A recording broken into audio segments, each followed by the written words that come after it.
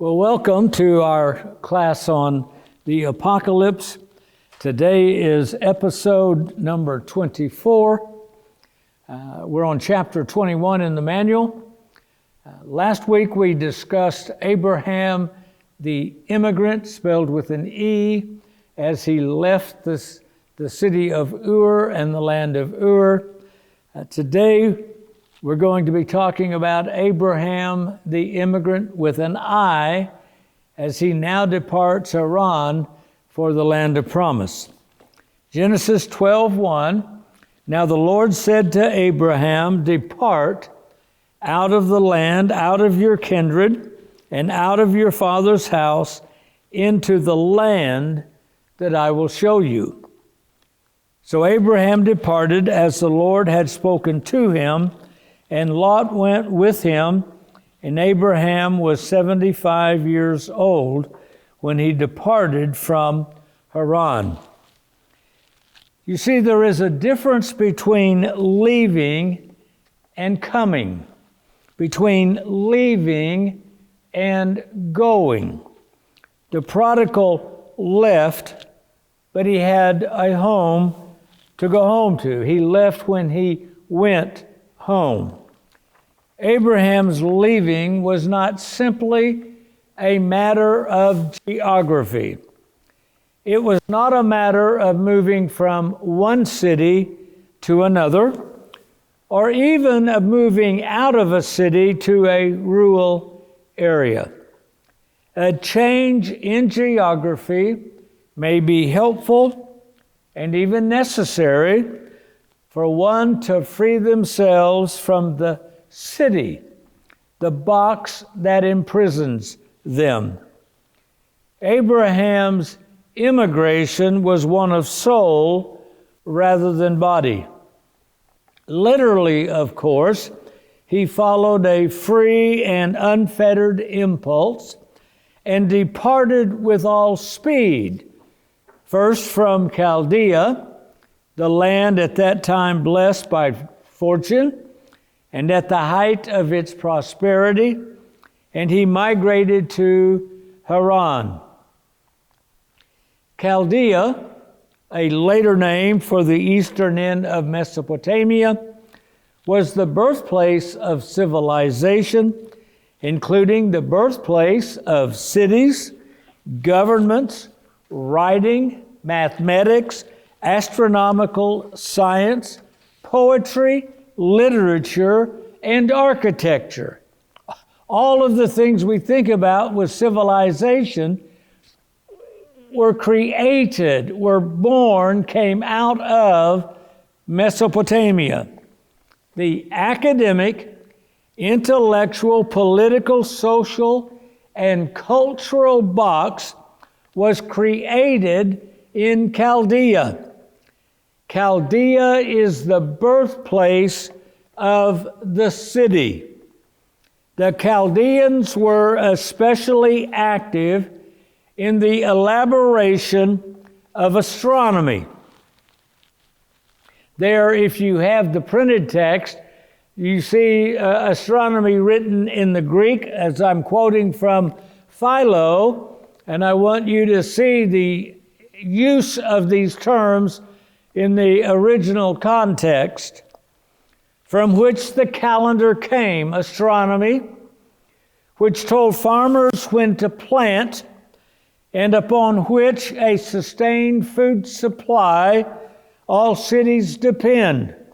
It is astronomy that is the foundational science upon which humanity survives, because it created the calendar from looking at the stars, and it is because of the calendar the farmers know when to plant, that the domestication of crops took place, which allowed the further domestication of animals to take place, which began to guarantee a food supply and a sedentary lifestyle of staying in place while the crops grew, rather than just being nomads following the sheep, the goats, and the cattle around and dwelling in tents.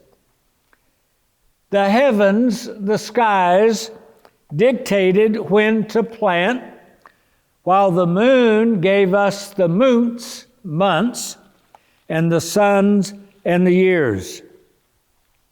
Astronomy and astrology ascribed everything to the movements of the stars. Well, the ancient astronomers, the ancients noticed a correlation between the position of the stars and the seasons of the year. They connected the stars together in their minds to create pictures called constellations, and they noticed how these constellations moved in the night sky. For example, it was easy to spot Orion and to notice whether he was standing upright or beginning to lean, beginning to fall down, or whether he was, in fact, flat on his face. These ancient astronomers learned how to count, and they needed a method of writing to keep a record of their observations. They also had to transmit their technical skill of reading, writing, and arithmetic to their apprentices, and so they also invented education. They invented reading, writing, and arithmetic, and how to teach that to their apprentices. Because the astronomers predicted when to plant, they joined within themselves the function of priest and scientist. It is as if by magic, when they said when to plant, and then simultaneously they led the fertility rites to pray for a fertile and productive harvest. The two functions of priesthood and scientist merged together. The memory of the relationship of the stars with the seasons, and the seasons with planting and harvesting, and the creation of a calendar with its days and years is easily seen in the following passage from the Old Testament. Then God said, "Let there be lights in the expanse of the heavens to separate the day from the night, and let them be for signs, for seasons, and for days, and for years. And while the earth remains, seed time and harvest, cold and heat, summer and winter, and day and night shall not cease." All of those things, natural phenomenon that go into the creation of the calendar. The relationship of the role and the function of the astronomer priest, the relationship of the stars regulating and ordering, giving order to our lives and to seasons and days and years, into seed time and harvest, led to the same stars regulating our personal behavior. The celestial calendar of the stars told us when to plow and when to plant. The domestication of crops led to the domestication of mankind. Scientific thinking, calculating the stars, changed how we lived, changed us socially. No longer nomads, we built permanent houses, barns, and storehouses. An abundance of food led to the creation of communities that grew into cities with a population no longer needed for food production, who became the poets, authors, painters, and musicians, artists, as well as the priest, the scientists, and the educators, astronomers, and the from politicians, the city officials. The freedom of the nomad gave way to the regulated security of the stars and its astronomical calendar. Life now was externally regulated and determined. We couldn't go do what we wanted. It's time to plow. We can't go do what we wanted. It's time to plant. We can't go do what we wanted. It's now time to harvest. You get the picture. We are now tied to a schedule and to a location rather than following our animals around nomadically. The stars controlled our lives. Astronomy becomes astrology. The astronomer priest told us when to plant. The astronomer priest also regulated the daily and seasonal activities of our lives. Schedules and rules now determine the lives of those living in cities.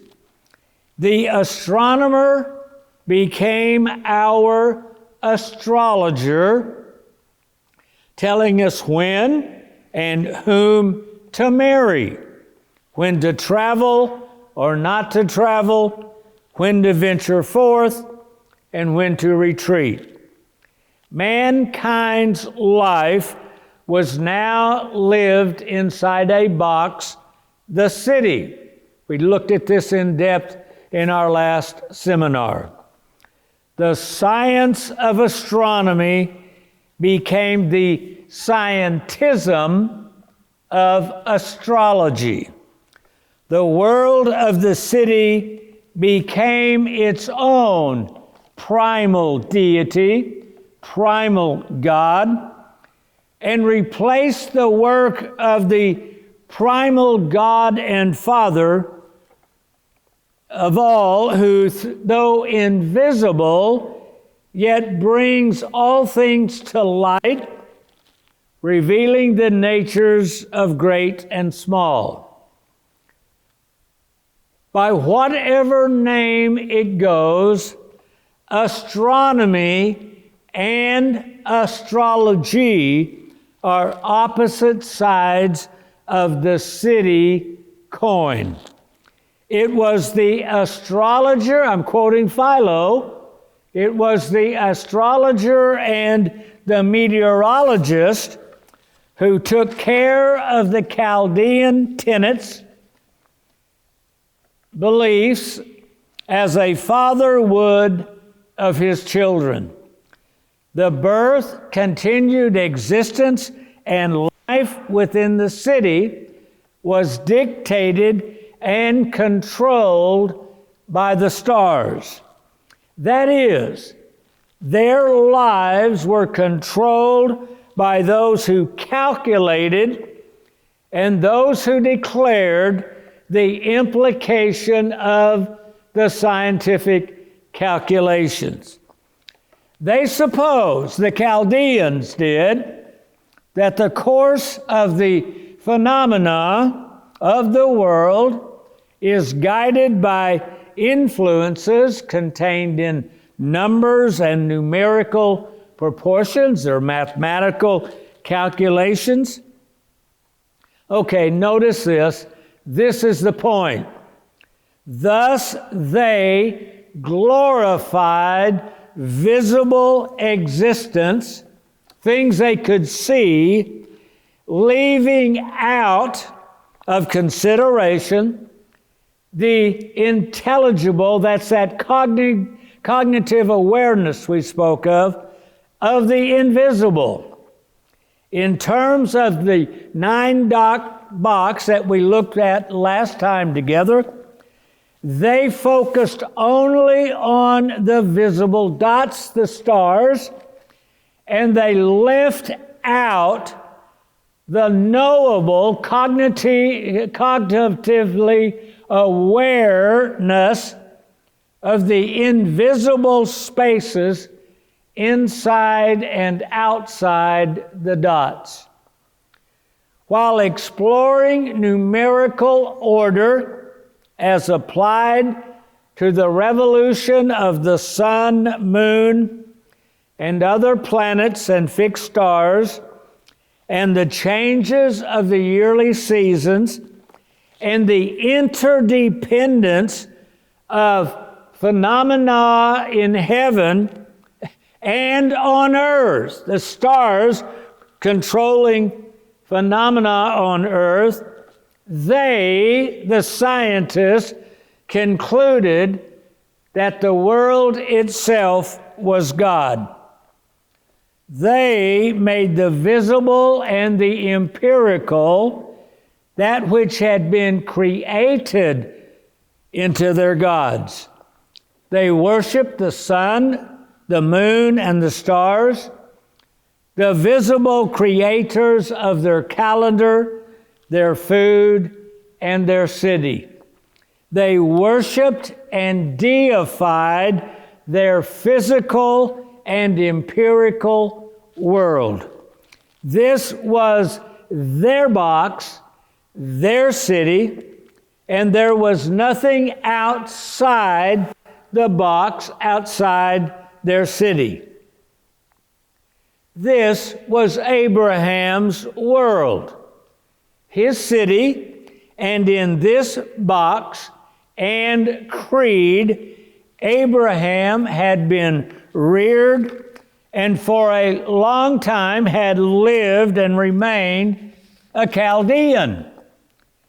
Then opening the soul's eye as though after profound sleep and beginning to see the pure beam instead of the deep darkness of sleep, he followed that ray, that beam of light, and discerned what he had not seen, not beheld before. Abraham knew without knowing how he knew. He was cognitively aware that reality, the universe, was not limited to the visible travelers across the sky, the rangers of heaven, or to the science of Chaldea. He knew, Abraham, again, without knowing how he knew, he needed to depart from the greatest of the cities, this world, for by doing so, he would be better able to apprehend, become cognitively aware of the overseer of all, of everything.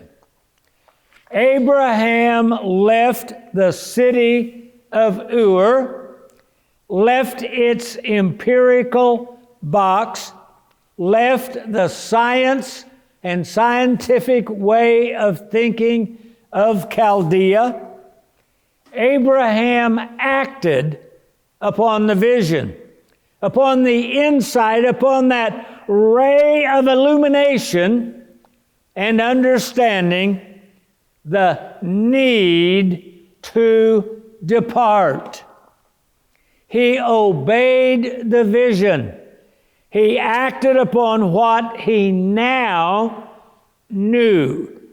He hastened to obey, not as though he were leaving home for a strange land, but rather as a returning from amid strangers to his home, a home like he had never known before.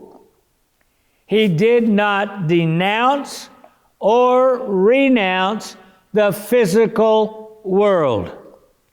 He departed from its absolute empirical claim.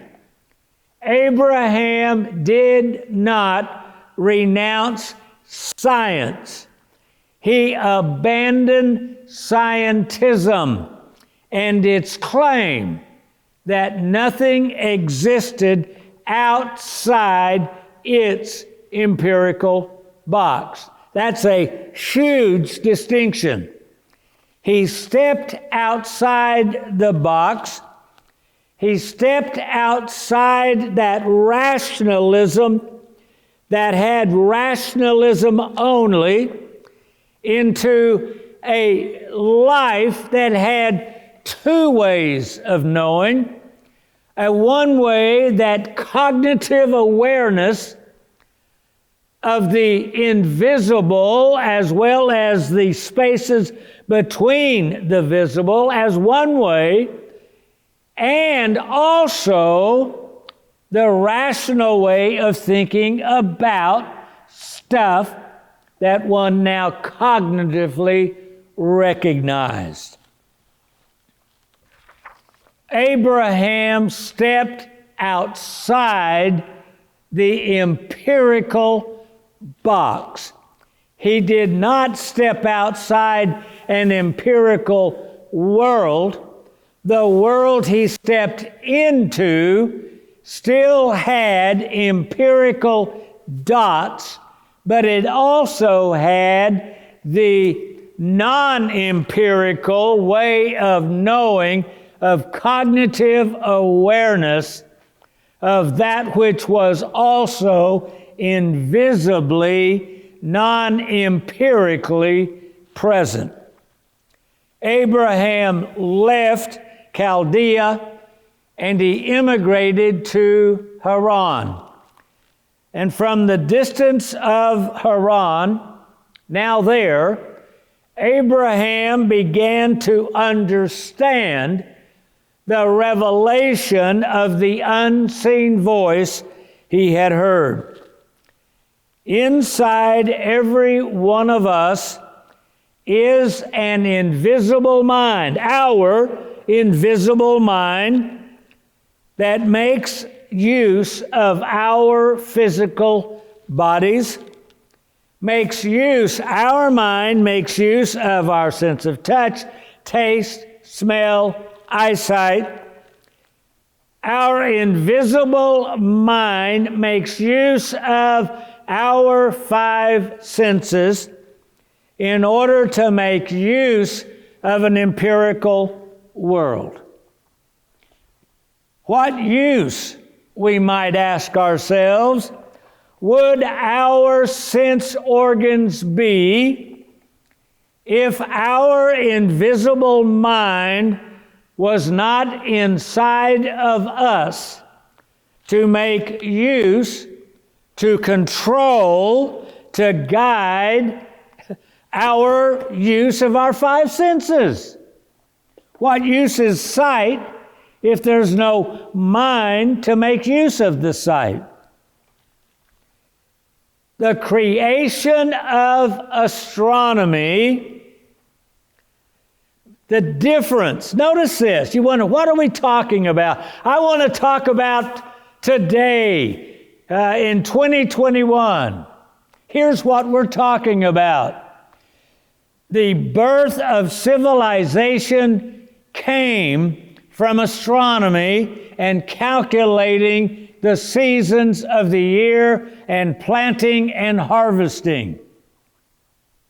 It is from astronomy that humanity became farmers and created cities.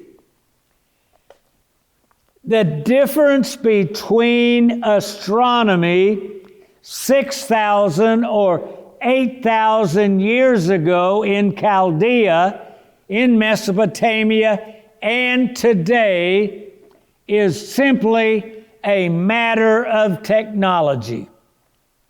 They did not have a telescope. They did not have a computer.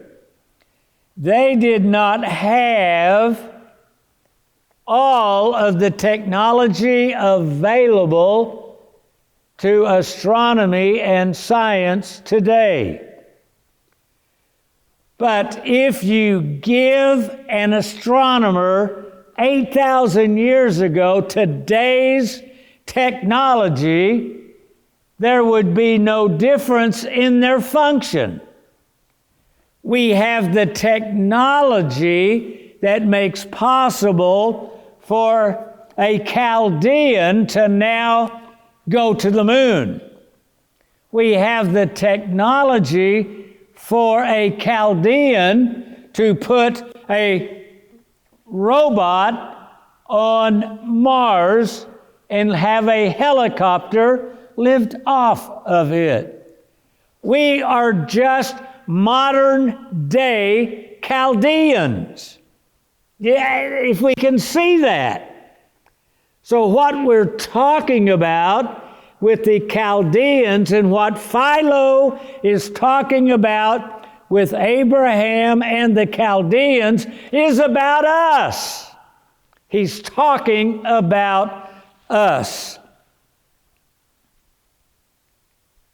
When we leave the city, the box, and step outside this box we have imposed upon ourselves, when we step outside the box that keeps us from connecting the dots of our own lives, that keeps us from knowing who we are and what the meaning of life is, when we step outside the box, we discover who we are. We are so much more than a physical, visible body. We are so much more than a walking collection of 5 sense organs. We are more than physical dots, and there is more to life than a physical world. It is when we step outside the box and leave the city that we come to our senses. That's almost a pun, isn't it? When we step outside our 5 senses, we finally come to our senses. We have now arrived in Haran. In Haran, we know ourselves to be so much more than just physical. Those in Haran, at the very least, know for certain that the world, this physical world, is not the primal God. It is not pre-existing and eternal in itself, but a work of the primal God and Father of all, who though invisible yet brings all things to light, revealing the nature of all things great and small. If we are more than a physical body, then just perhaps reality is also more than a physical universe. If we have an invisible mind, maybe there is an invisible mind, an invisible presence overseeing the universe after all. Well, it is easier to leave than it is to depart. What? Not everyone who lives in Haran, who knows there is more to life than the physical, and who knows there must be a God or a something more than only the physical. Not everyone in Haran that knows that, not everyone departs from Haran to find that God or that something. So you see, there are many who live in Haran, who remain in Haran, worshiping the unknown. And there are many unknown gods worshipped in Haran throughout history. Their names and images are scattered throughout human history. By remaining in Haran, living in a physical world and knowing there's got to be something else, Haranians mistakenly make their deity, that something, the empty box, the dot in the center of the box. You see, we dealt with it last week, and I'll deal it quickly. 1, 2, 3, 1, 2, 3. And however you configure it, we get the box. And an Iranian is going to come and say, aha, I may not have connected that dot to anything, but I believe there is still that dot. What an Iranian does not know, those of us who say, well, I believe there's something, we live in a box, this physical world, and we hope there is that dot. So we believe there is a dot. We just don't bother to go find that dot. By remaining in Haran, Haranians mistakenly make the center dot their deity, as I just said, but they end up still living trapped in their physical box to begin with.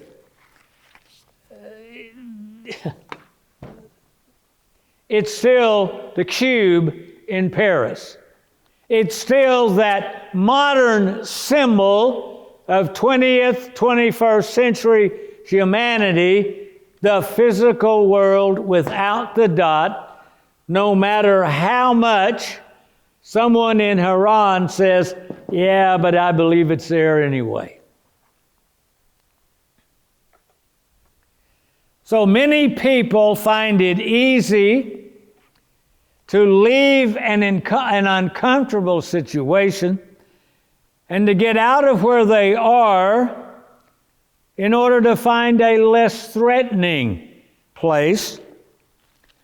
I may feel threatened in Ur because you cannot even privately say, well, I kind of think there's that dot. And so we take refuge in Haran, still living in a box, only we're not persecuted for having a question mark that there may be something out there. The second migration, the first migration from Haran and its box, from Ur and its box to Haran, knowing there's got to be something. That's the first migration. The second migration is not as before, from polis to polis, from city to city, but it is, as it were, into a desert country in which to wander, never complaining of the wandering or the insecurity which is caused by being in the unknown and unfamiliar territory. I assure you, for anybody that was not reared inside the Orthodox faith, those who have approached the Orthodox faith and those who have finally embraced the Orthodox faith know well what it means and what it feels like to leave everything you thought you knew behind and began to wander in the unknown, insecure world of this Orthodox wilderness you now find yourself in. The journey from Ur to Haran is a change of geography, exchanging one pattern of connecting the dots for another. But it is not a categorical change. For example, within westernized thinking, it is rather easy to change one's place of worship from one denomination to another. The change is within the box of Westernism. The change from Protestantism to Catholicism, or from Catholicism to Protestantism, is like the journey from Ur to Haran.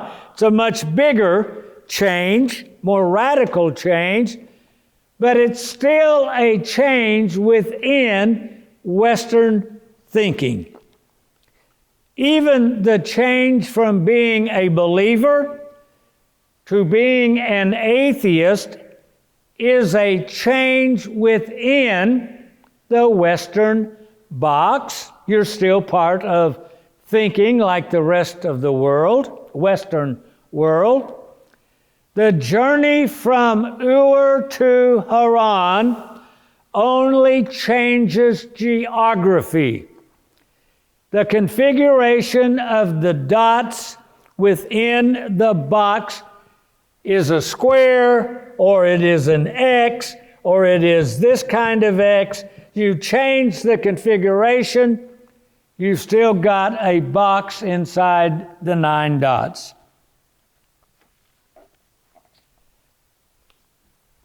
There is a difference between change within the box and the categorical change of stepping and living outside the box itself.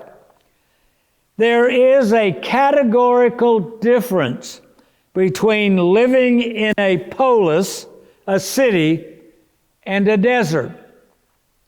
To depart Haran, that is, to depart out of the box, is like being not only severed from one's own country, but to be driven out of all city life into an unknown way of living with pathless tracks where travelers can hardly or barely find their way.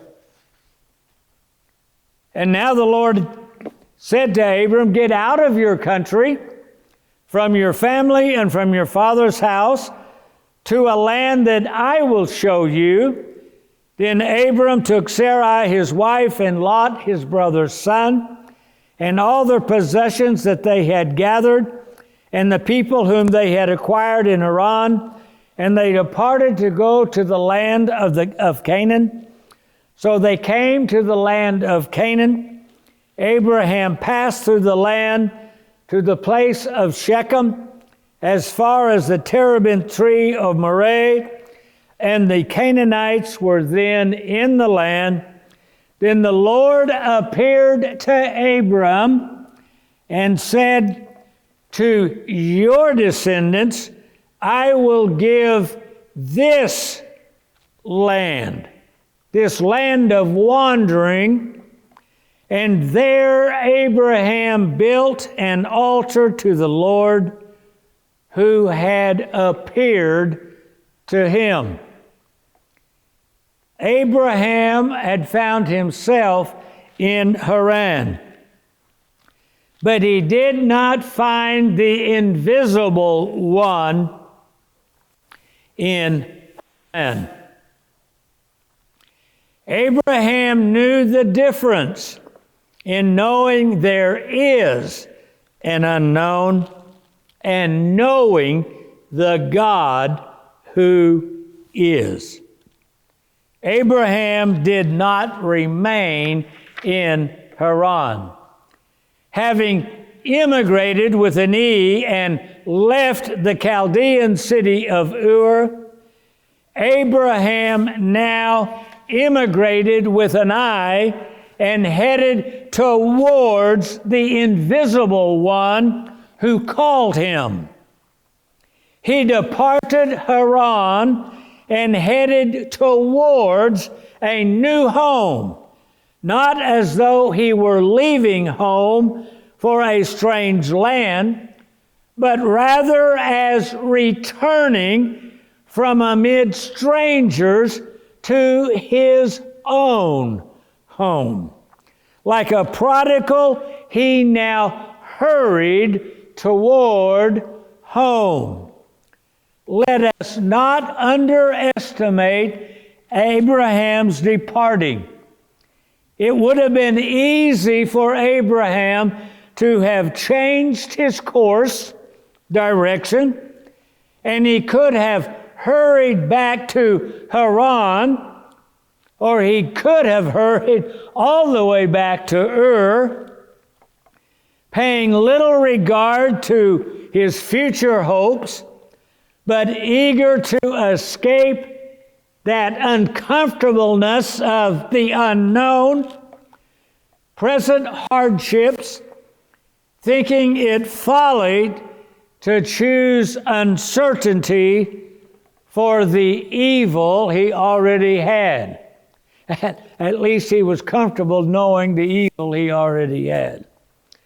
As easy as it would have been not to have gone on, Abraham cast those doubting thoughts aside. He chose an unknown life with God, an unknown life with an unknown God instead. He yearned to follow this God. He hastened to be obedient to the call of God upon his life. Abraham left where he was to get where he was going.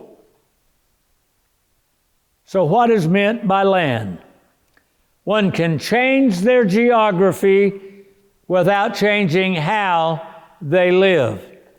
You can take the boy out of the country, but you can't take the country out of the boy. God leads us to a land which is different from where we came. God leads us from the present realities of country, family, and house, to a land that I will show you. God leads us from the literal, which is familiar, to higher realities. The land to which he leads us is none other than where God is. Did not Jacob, using a rock for a pillow, go to sleep in a field? And in a dream, did not God tell him in a dream, not to fear the land in which he dreamed. Then Jacob awoke from his sleep and said, "The Lord is in this place, and I didn't know it." Suddenly, Jacob was afraid. He had been wrong. He thought God only dwelt in a literal house and a temple. And here Jacob was in the middle of a field, in the middle of a dream, and this field and this dream was none other than the house of God. The house of God is not this that is all around me, consisting of things at which we can point or that fall under the sense perception, generally speaking. No, the empirical world in and of itself is not God's house, but that which is invisibly present within the visible world, withdrawn from sight and apprehended only by that cognitive awareness, only by the soul as soul. Who then can that house be? Who can be this invisible house present among us? Who could it be but the Word that is antecedent to all that is to come into existence? The Word, the creator of the universe, and the fabric of his handiwork is without approach. This is the land that God said, "I will show you." Well, that's an awfully good point to take a break. So why don't we take a brief break now before we come back in a little bit, and we'll continue on our journey with Abraham in this land where God is. We'll be right back. Thanks. Well, welcome back. I'm going to move the heading for those of you that have your manual a few pages over. You have the heading Science Becomes Scientism, and that break is now. So this is our topic, Science Becomes Scientism, only we're starting where we left off. Among ancient scientists of Mesopotamia who invented mathematics, algebra, astronomy, and whose astronomical diaries are the longest continuous record of astronomical observations covering over 600 years. By the 1st century AD, the Chaldeans have the reputation of having, in a degree quite beyond that of other peoples, elaborated astronomy and the casting of nativities. They have set up a harmony by the 1st century between things on earth and things on high, between heavenly things and earthly. That is, the Chaldeans had established a harmony between the behavior of the stars and the behavior of people. A harmony between the movement of the stars and geological behavior of the earth. According to a 1st century account, these ancient scientists, following as it were the laws of musical proportion, have exhibited the universe as a perfect concord or symphony produced by sympathetic affinity between its parts, separated indeed in space, but housemates in kinship. In other words, in the ancient world, there came into existence a symbiotic relationship between science and human behavior shaped by science. In the ancient world, this symbiotic relationship, this housemates in kinship, was quite visible and openly acknowledged as the terms astronomy and astrology suggest. Today, this symbiotic relationship is acknowledged in the terms science and social sciences. The acquiescence and acceptance by a people to live in the same house in which science dwells creates their mutual identity. It creates their kinship. This kinship between the house of science and the social behavior is seen also in the terms science and scientism. They are two separate realities, but the kinship between the two is visibly known the way astronomy and its kinship with astrology was also known. Science becomes scientism when anyone accepts that science's understanding of the universe is true, that the universe is only empirical. Acceptance and believing are the same when one lives their life according to what they accept or believe to be true.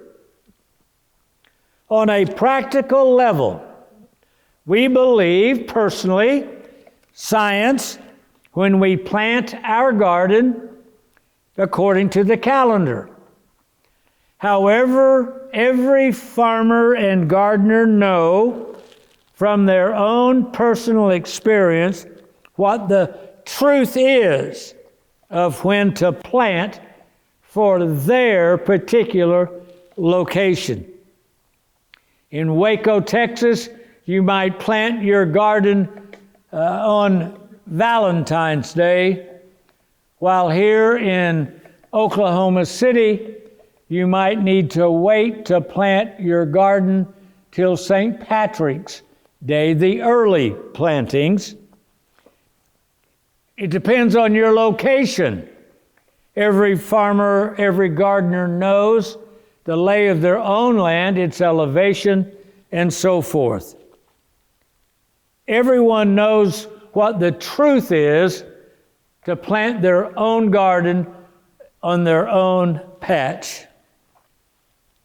Scientific truth becomes relative to their own lives and their own location.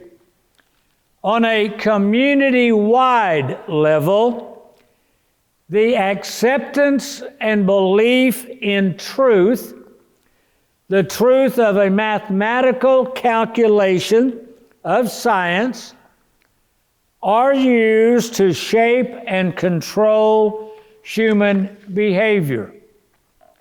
One only needs to consider the application of Darwin's scientific theories on evolution to the creation of an American eugenics movement and its fulfillment in the Nazi Holocaust for an extreme modern example of what society can do when it applies science to human behavior.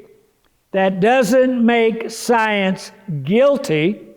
It shows the tendency for the scientist to become the priest being the dictator of the behavior of the community. Now let us be perfectly clear. We are not speaking from the perspective of faith versus science. Please, we are not commenting on that. Instead, we are today and have been in this seminar discussing the relationship between the science of a community and the behavior of the community. Between the science and the behavior of the community. That is, how does science understand itself, and how does the community understand science and what science does? In what way do people use science in the popular mind to structure or restructure society in order to control behavior in that society?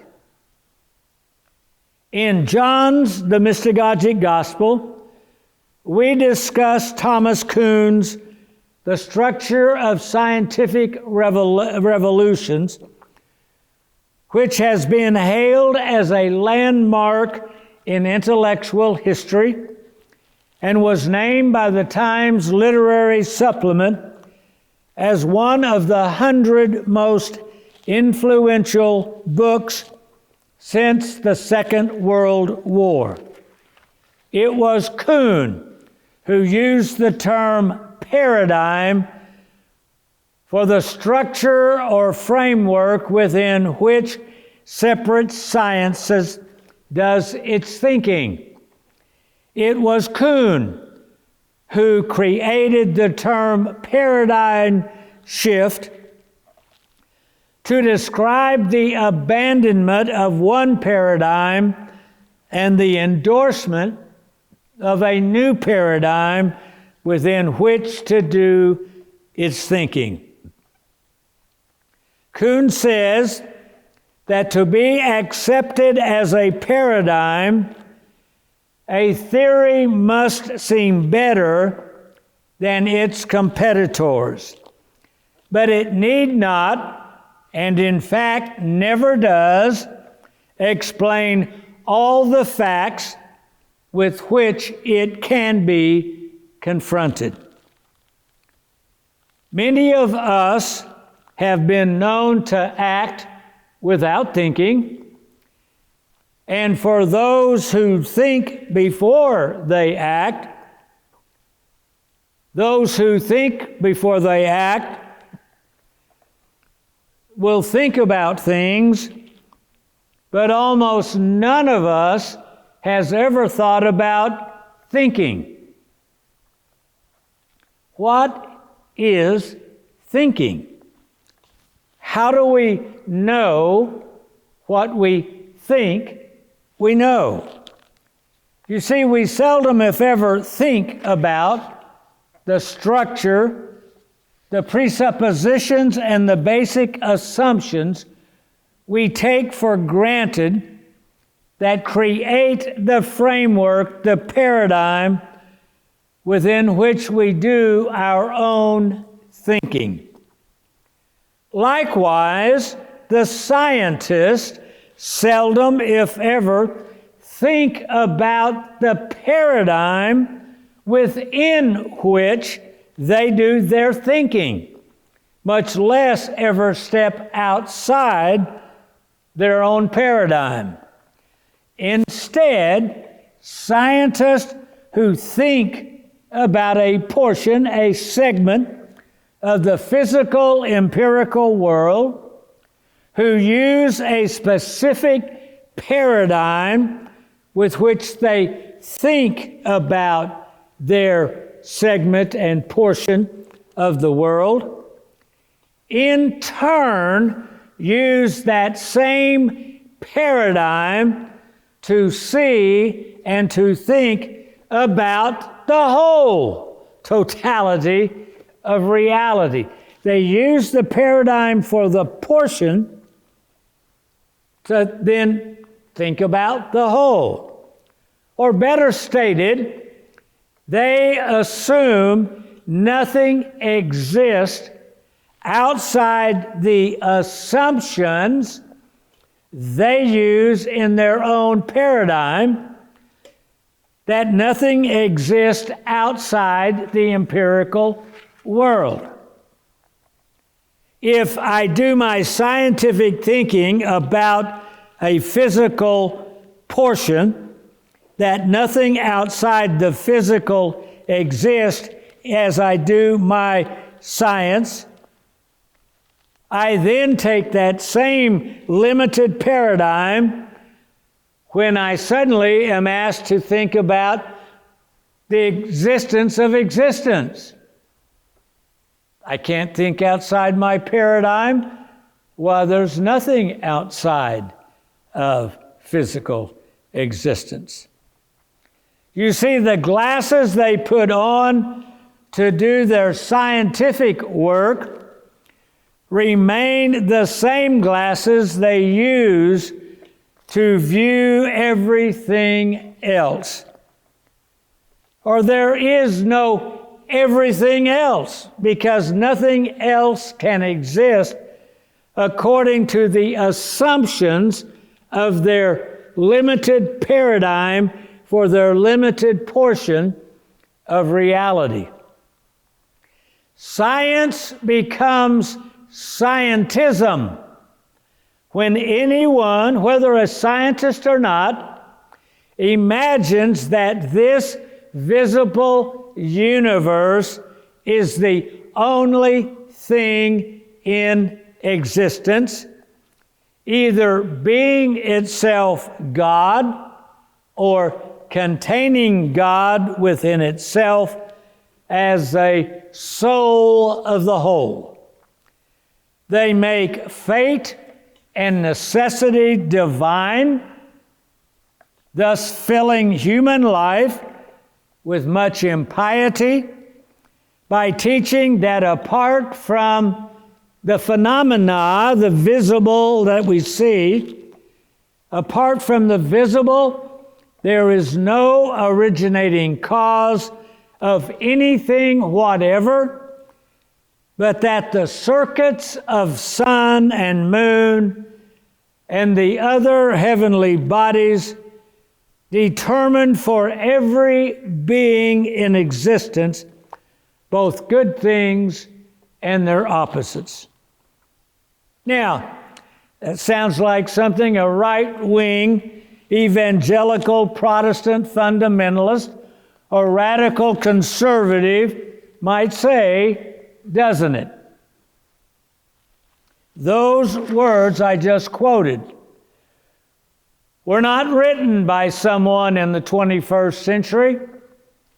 They were written by a first century Hellenistic Jewish scholar living in the large cosmopolitan city of Alexandria in Egypt. These words were most likely written around 40 AD, which would be between the time of the crucifixion of Jesus in 30 AD and the time St. Paul wrote his letters. These words from Alexandria were written well before any of the Christian Gospels came to be. In another place, Philo, comments on scientists of the physical applying their paradigm to the non-physical. That is, he speaks of, quote, those who extend the activities of their word cleverness to heaven itself, men who gave themselves to the studies directed toward nature, or rather against their own soul. They, these scientists, declared that nothing exists beyond this world of our sight and senses, that it neither was created nor will perish, but is uncreated, imperishable, without guardian, helmsman, or protector.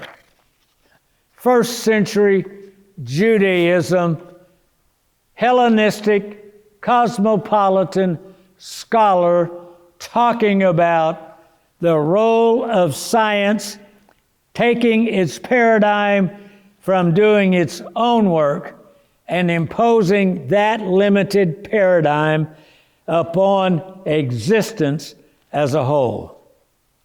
By no stretch of the imagination was Philo a right-wing, anti-science fanatic.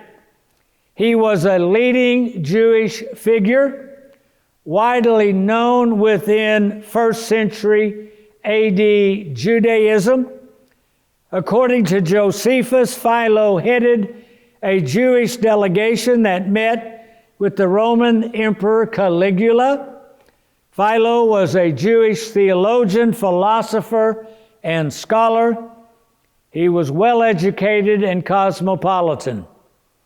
The issue for Philo in the first century and for us in the 21st century is not faith versus science.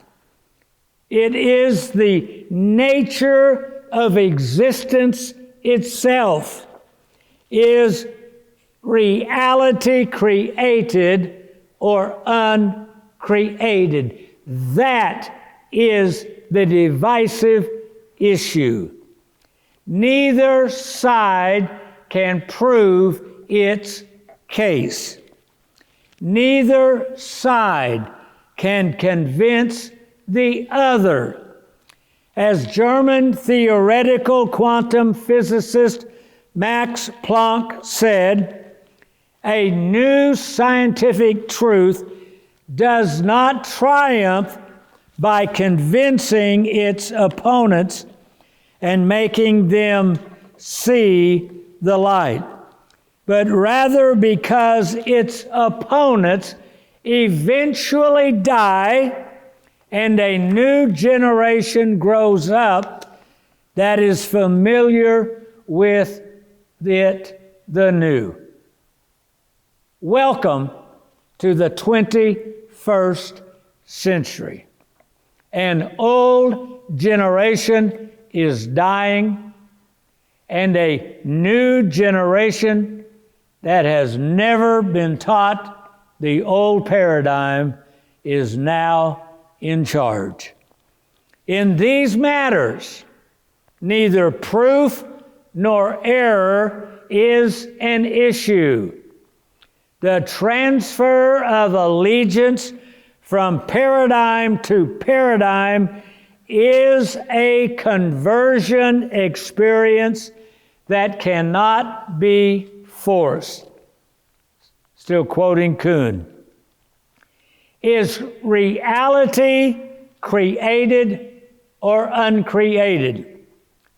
Practicing in two different worlds, two groups see different things when they look from the same point in the same direction.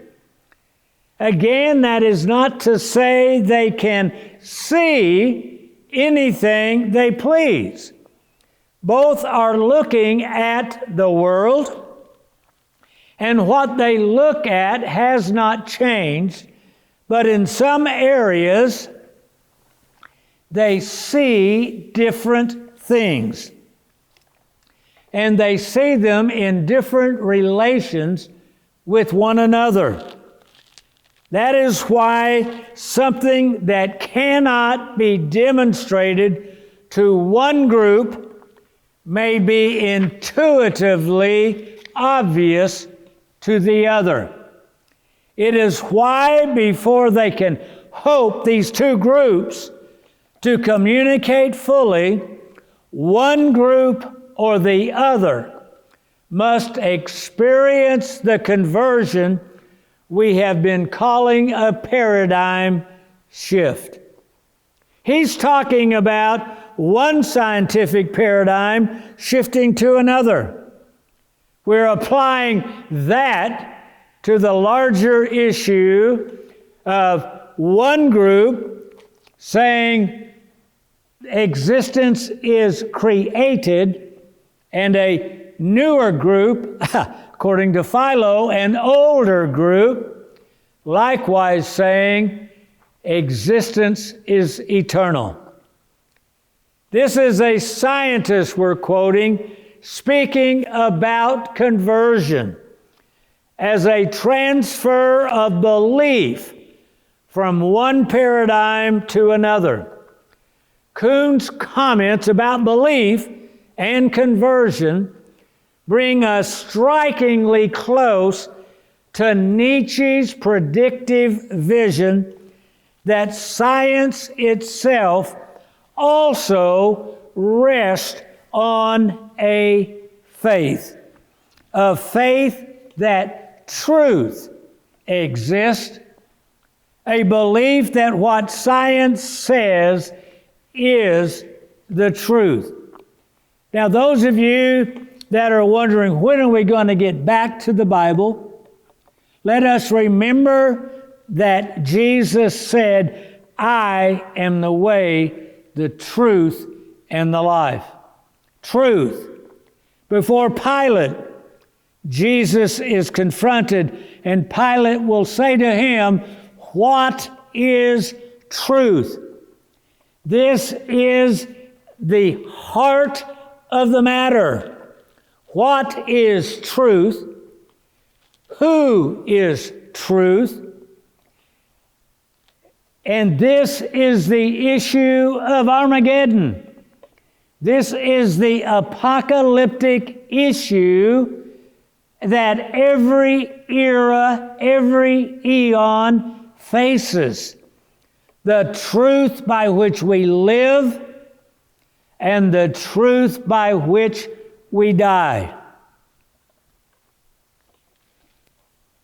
If it were not from the belief that truth exists, from where would science be permitted to take its unconditional faith or conviction on which it rests, that truth is more important than any other thing, including every other conviction or faith? I'm quoting Friedrich Nietzsche, himself a scientist. Thus, Nietzsche says, the faith in science, which after all exists undeniably, exists on its belief in truth and in the assertion that its truth, scientific truth, that it's only an empirical universe, is true. The belief that the truth of science is true. That's scientism, a beliefism. Believing the truth of science is true versus believing a different truth about creation is true. Both are belief systems. the self-proclaimed mantras, I'm quoting Nietzsche the scientist, of having the will to truth. Science has the will to go for the truth, and we want truth at any price, is proved, in fact, in history to be a dangerous slogan to have after the fact. At any price. How well we understand these words once we have offered and slaughtered one belief system after another on the altar of truth. The will to truth and truth at any price ultimately means I will not deceive myself, not even myself, not others, and believing that we stand on moral ground. Those who believe in their truth, scientists as well as atheists, as well as religionists and social scientists, make it their personal task to make certain no one else is deceived and believes anything other than their own truth. Now, I want you to hear this. Truth and belief in truth is a belief in that truth being true. It doesn't matter who a person is or what they believe to be their truth to be.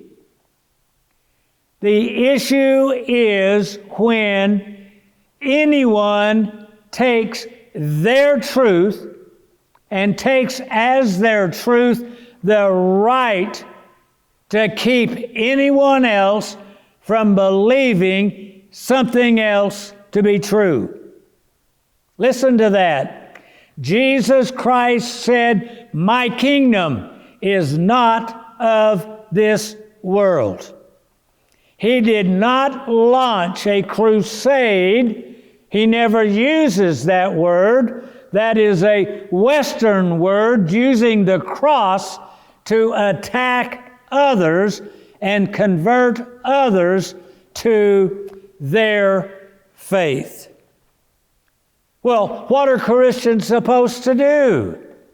Jesus told us that the kingdom of God is like the man who sowed his wheat in the field. He sowed his truth out there in the marketplace, out there in the world, that it might spring up and begin to be life in people. And while he slept, while the truth holders slept, the enemy came and began sowing the seeds of the weeds, sowed the seeds of believing something else back in kindergarten, back in the first grade, back in the second grade, planted a different truth.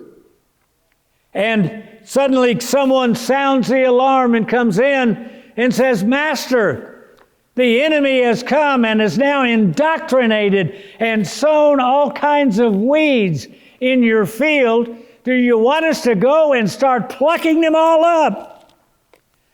And the master said, "No. Let them grow. Let the wheat and let the weeds grow. And in the day of harvest, they will be separated then." In the day of harvest, the master of the field, whose wheat it is, will separate the wheat from the tares, the sheep from the goats. In the meantime, you will destroy the good in the name of attacking the bad. Let them alone. Let them grow. Let me just be totally clear on this. You cannot have Protestants attacking Catholics and vice versa in the name of their truth. We cannot be attacking Western Christianity versus Eastern Christianity in the name of our truth. We cannot have conservative attacking liberal in the name of our truth. Christianity versus LGBTQ in the name of our truth. My kingdom is not of this world. We live in the world, but we are not of the world. How ironic it is, the very science today that protest religion and the forced conversions of others by Western Christianity in particular, by pointing to the Spanish Inquisition and to the humiliation of Galileo being forced to believe in an older scientific version of the universe instead of the newest scientific version. How ironic that that very science today, in the name of its scientific truth, now forces the world to confess today's scientific version of truth at the expense requiring everyone else to renounce their own versions of truth, whether they're scientific or otherwise. The battle in the world is a battle over truth. Whose truth is truth? Nietzsche is a scientist thinking about science, thinking about science belief. It is the truth, and its moral claim to eradicate all belief in a false truth that is contrary to truth. He says, you will have gathered that I am what I am driving at, namely that science is still a metaphysical faith upon which our faith in science rests. That even we non-religious seekers after knowledge today, we godless anti-metaphysicians still take our fire also from the flame lit by a faith that is thousands of years old, that Christian faith, which was also the faith of Plato, that God is the truth, that truth is divine. Then in full intellectual honesty and in full existential despair, Nietzsche considers the opposite. What if there is no truth? What if there is nothing which is absolute to be believed? What if this should become more and more incredible? If nothing should ever prove to be divine anymore, unless it is error, mistake, that nothing was eternally and absolutely true, and that the only thing that is true is that everything is a lie. What if truth everything we believe to be absolute, whether it be God, the divine, or our political truth, our social truth, or our scientific truth, should prove to be our most enduring lie.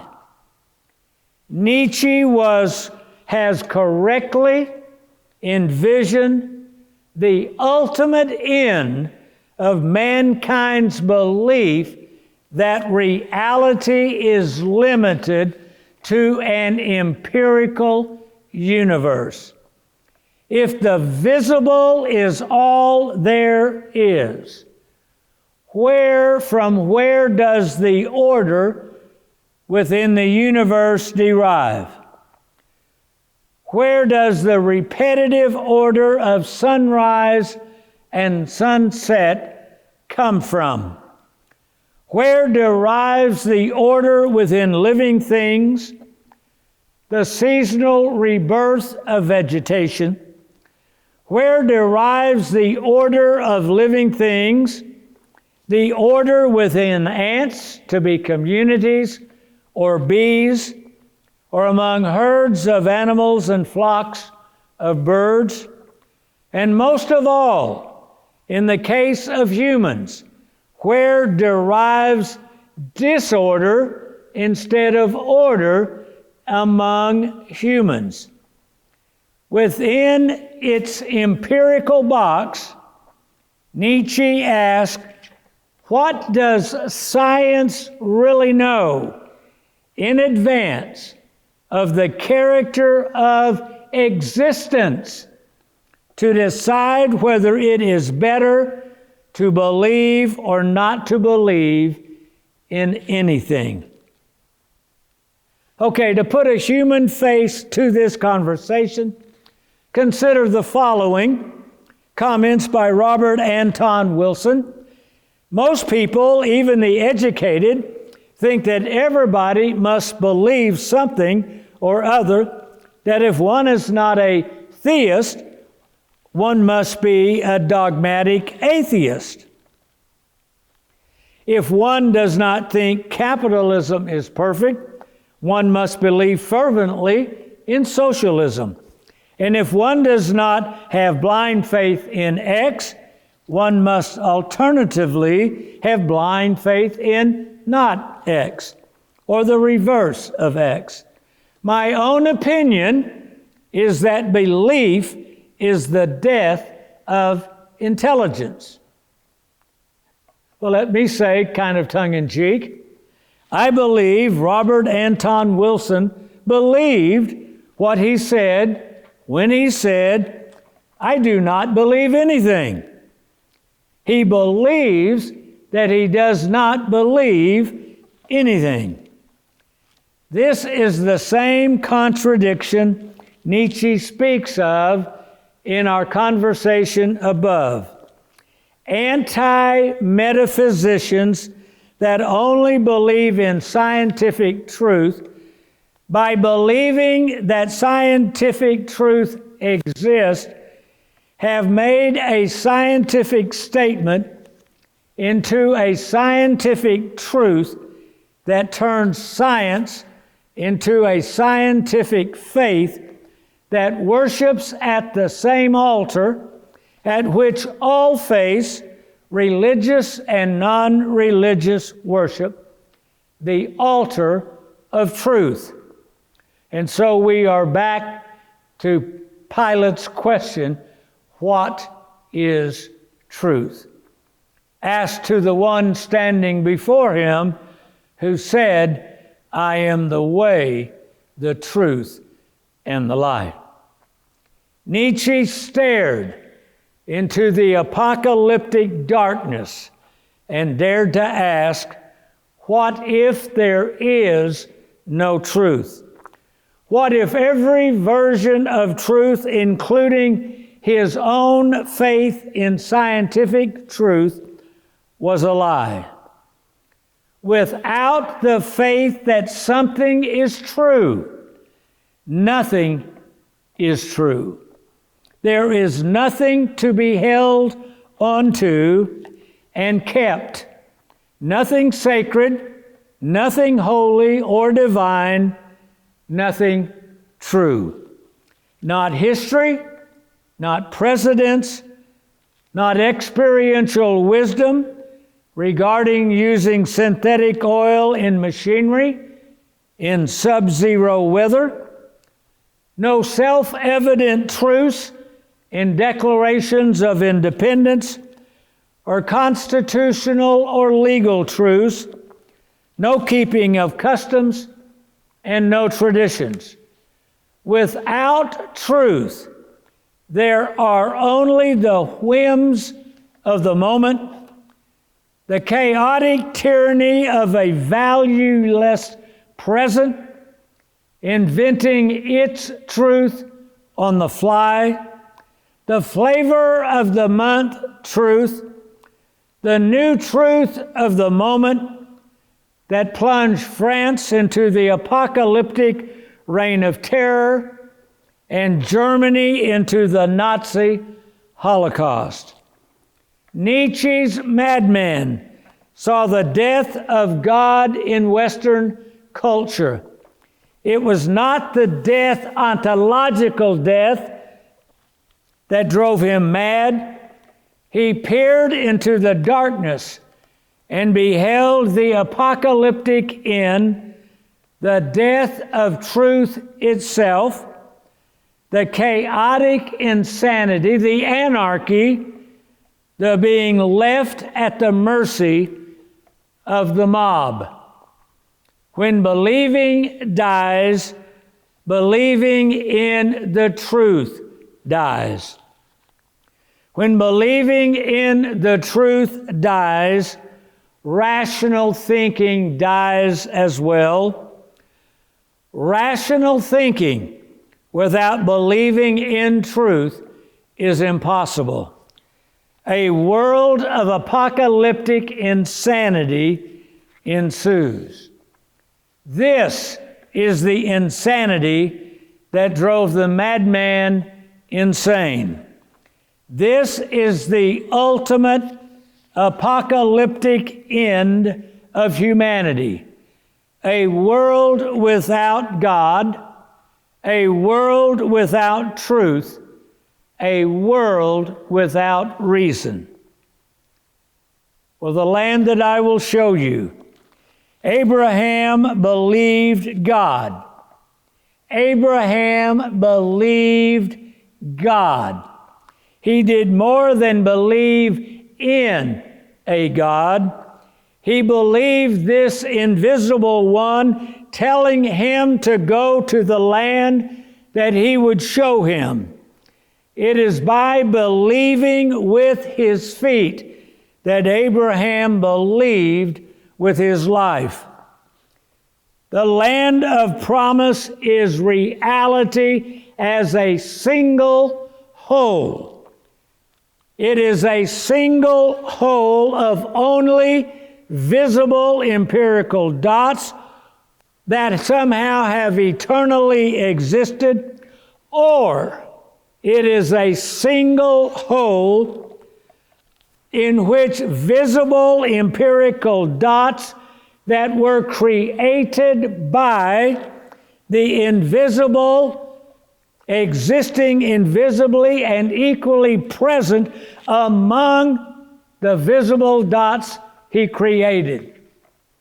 To enter the land that God showed Abraham was to step out of the visible dots into the invisible presence among daily visible reality. God then showed Abraham how to live among the dots.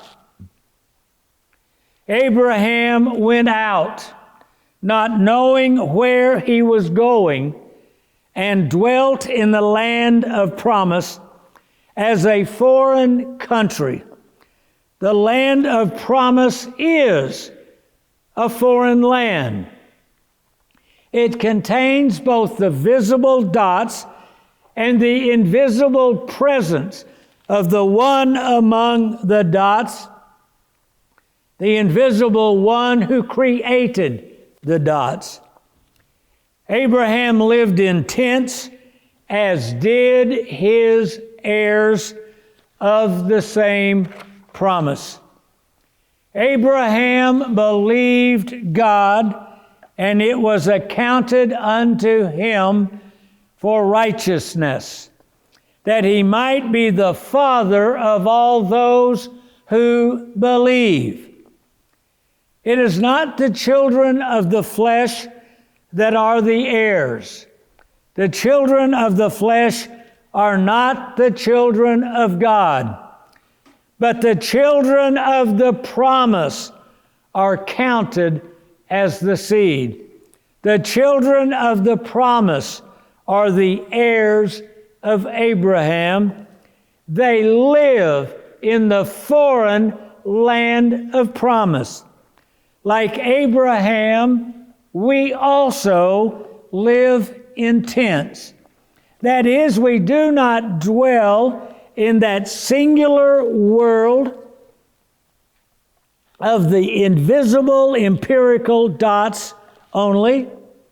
We do not live in that solid house, that solid city, believing only the empirical dots exist and exist eternally. We do not believe that.